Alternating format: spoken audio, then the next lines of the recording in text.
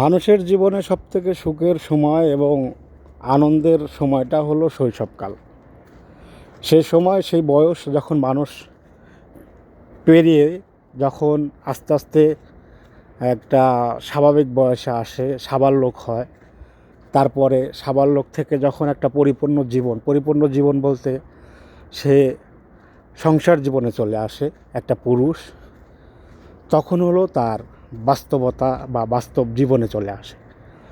আর এই বাস্তব জীবনে যখন আসে, তখন একটা পুরুষের নিজের শখ, নিজের ইচ্ছা, নিজের সফলতা বলতে একটা জিনিসই থাকে, পরিবারকে ভালো রাখা।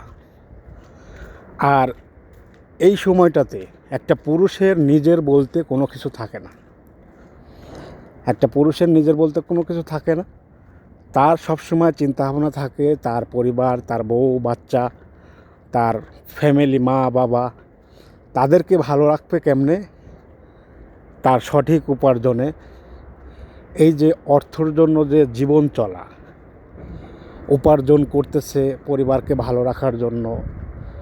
তারপরেও ওই সময়টাতে যখন মানুষ স্ট্রাগল করতে থাকে, তখন ঠিক মানুষের জীবন থাকে ঠেলাগাড়ির মতো, ঠেলতে ঠেলতে ঠেলতে জীবন চলা। আবার যখন একটু গতিবেগ বাড়ানোর চেষ্টা করে, ঠিক সফলতার থেকে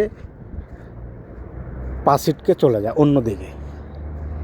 তারপরেও মানুষ হয়তো হঠাৎ করে থম করে দাঁড়িয়ে যায়, কিন্তু মানুষ কিন্তু এই জীবন চলার থেকে পিছপা হয় না বা থেমে থাকে না। মানুষের জীবন, সময় আর মানুষের জীবন ঠিক দৌড়াচ্ছে, সময় আগে আগে, মানুষের জীবন পিছে পিছে। আর এটা আপনি যতদিন বেঁচে থাকবেন এই পৃথিবীতে, ততদিন আপনার এই জীবন চলতেই থাকবে। একটা সময় আপনার শখ, আহ্লাদ, আপনার ইচ্ছা, আপনার সফলতাকে আপনি প্রাধান্য দিতেন।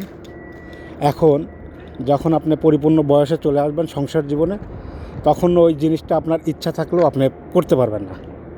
আপনার পরিবারকে ভালো রাখার জন্য, আপনার বউ বাচ্চাকে ভালো রাখার জন্য, আপনার মা বাবাকে খেদমত করার জন্য ওই ইচ্ছা, ওই সব কিছু বিসর্জন দিয়ে তাদের ভালো থাকা, তাদের ভালো রাখাই একমাত্র আপনার কর্তব্য, এবং ওটা আপনার দায়িত্বের মধ্যে পড়ে যাবে।